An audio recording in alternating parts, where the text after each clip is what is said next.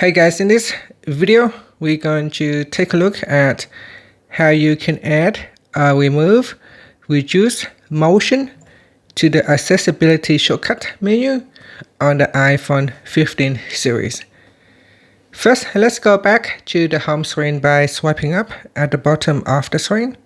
From the home screen, tap on Settings.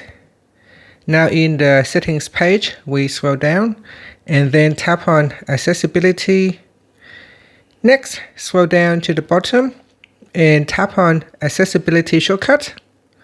From here, scroll down and then tap on Reduce Motion. So tap on that to deselect or select the item that will get added to the menu.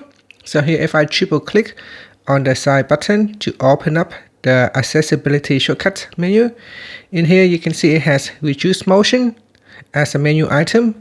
If I go back into here and deselect reduce motion, then when I open up my menu, it is also removed from the shortcut menu. And that's it. So that is how you can add or remove reduce motion to the accessibility shortcut menu. And that's it. After that, you can swipe up to return back to the home screen. Thank you for watching this video. Please like and subscribe to my channel for more videos.